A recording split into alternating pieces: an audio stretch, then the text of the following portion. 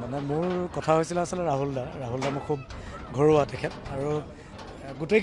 কেইজনে ঘৰুৱা মানুহ তাত থকা আৰু আচলতে কিবা এটা পৰিস্থিতিত চাগে তেওঁলোকে কৈ পালে তেনেকুৱা এটা কথাত তেওঁলোকে নিজৰ পিছতো মোক কৈছে যে ক'ব নালাগিছিলে আৰু মই আচলতে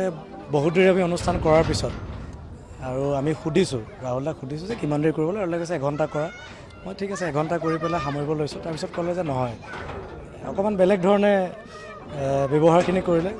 ৰাহুলক কৈছোঁ দুখ লাগিছে এইটো ব্যৱহাৰ আচলতে আপোনালোকৰ ইয়াত পাম বুলি মই অহা নাছিলোঁ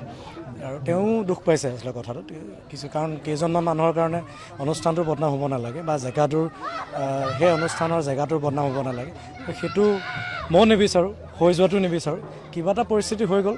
আৰু সেইটো বহলায়ো লাভ নাই তাতে হাম কাটিলে আৰু তাৰপিছত একো হোৱা নাই খালি মোৰ দুখ লাগিলে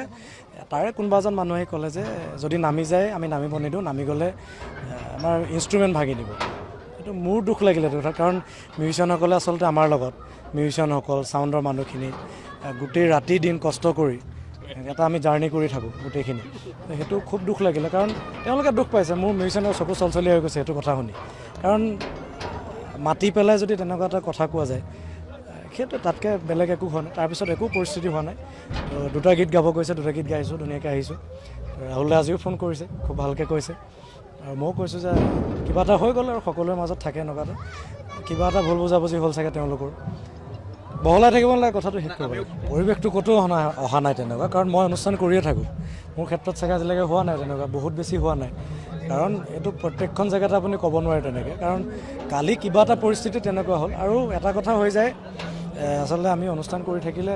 চাউণ্ডৰ গোটেই বস্তুবোৰ লাগি থাকে তেতিয়া ষ্টেজত যেতিয়া মানুহ বহুত বেছি হৈ যায় কেবুলবোৰ ছিঙি যোৱাৰ ভয় এটা থাকে সেইটো কাৰণে আচলতে নামিবলৈ কোৱা যায় আমি শুনি নাপাওঁ গাঁৱতে বেলেগ একো নাই তাতকৈ মই ক'লোঁ নাই কালি কিবা এটা পৰিস্থিতি হ'ল তাতে খাম কাটিলে ভাল আৰু এনেকুৱা নহওক কেতিয়াও আৰু কাৰো লগত নহওক আৰু অনুৰোধ কৰিলে আমিও গাওঁ অনুৰোধত আমি গান গায়ে থাকোঁ ভালকৈ ক'লে আমাৰো ভাল লাগে আৰু আচলতে সেয়া আৰু ইনষ্ট্ৰুমেণ্টৰ কথা কোৱাটো কাৰণে দুখ লাগিলে বেছিকৈ মৰিগাঁৱৰ এখন আখাড়ীৰ প্ৰতিষ্ঠান চুলতান হস্পিটেল এণ্ড ৰিচাৰ্চ চেণ্টাৰ য'ত আপুনি অতি কম খৰচতে কৰিব পাৰিব অস্ত্ৰোপচাৰৰ পৰা প্ৰাথমিক চিকিৎসালৈ ultrasound ECG sugar test LFT আদিও পৰীক্ষা কৰিব পাৰিব কম খৰচত তেন্তে পলম কিহৰ অচিৰে যোগাযোগ কৰক স্ক্ৰীনত উপলব্ধ ফোন নম্বৰ কেইটাত ফোন নম্বৰ কেইটা হৈছে 8822686715 অথবা 9435201000 ঠিকনা দমল ৰোড মৈধালী পথাৰ মৰিগাঁও অসম